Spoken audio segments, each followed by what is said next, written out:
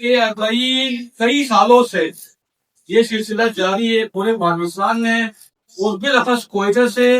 کافی تعداد سے خانمایا یہاں سے جا کے زائدات پہ آگے جاتے ہیں،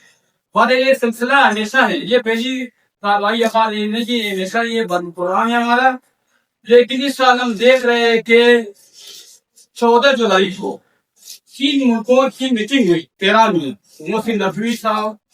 باقی ایرانی وزیر داخلہ، عراقی وزیر داخلہ، 14 جولائی کو انہوں نے میٹنگ کی، اور پھر میٹنگ میں انہوں نے اعلان کیا کہ اس سال ہم آپ کو زیادہ سہولت دیں گے، 34 گیٹیں افغان کا FIA پورا ہوگا،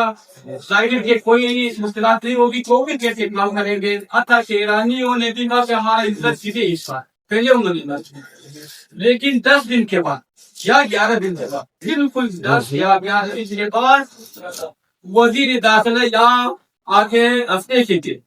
اتوار کے دن ایک ٹویٹ کے ذریعے یہ پیغام صادر کرتے کہ زمینی سفر کے اوپر پابندی ہے، لہٰذا یہ جو ان کا جو بیان تھا سب مومن کے دلوں کے اوپر انہوں نے آگ لگا، کافی مومن پریشان ہیں، کافی مومن کے ویزے لگ چکے ہیں، عراقی ویزے لگ چکے ہیں، بسیں بک کی گئی ہے،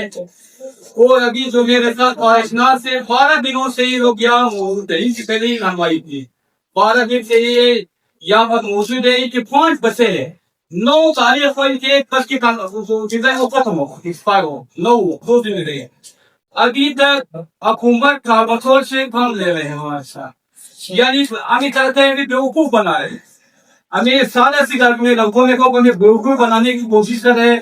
میٹنگ کرتے ہیں۔ محسن نقوی چند دنوں سے اس ملک سے بالکل باہر گئے، حلال چودھری کے ساتھ 4 دن پہلے تو میٹنگ کی، تب کو یاد ہے اسلام آباد میں میں دہلی سے افراد نے کہا اگلے دن آپ کو جواب دیں گے، لیکن اگلے دن ابھی 4 دن دوسرا دن جواب ہی نہیں دیا، ابھی عرفین میں چند دن باقی ہے،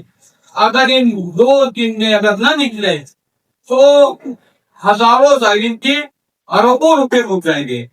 بسیں بک کی گئی ہے، 25 لاکھ 30 لاکھ مختلف ایجنٹس، اس کے 40 اس کے 50 زیادہ زائرین کے اربوں روپے ڈوب رہے ہیں، حوصلے بک کی گئی ہے، ویزے لگ چکے ہیں، لیکن ابھی عین وقت چند دن پہلے ایک ٹویٹ کے ذریعے نہ کسی اسٹیک ہولڈر کے ساتھ نہ مشورہ کیا گیا، نہ سلام مشورہ، نہ کچھ، اسی طرح یہ تو جنگل کا قانون تو نہیں ہے، آرٹیکل 20 سب کو یہ حق دیتے کہ وہ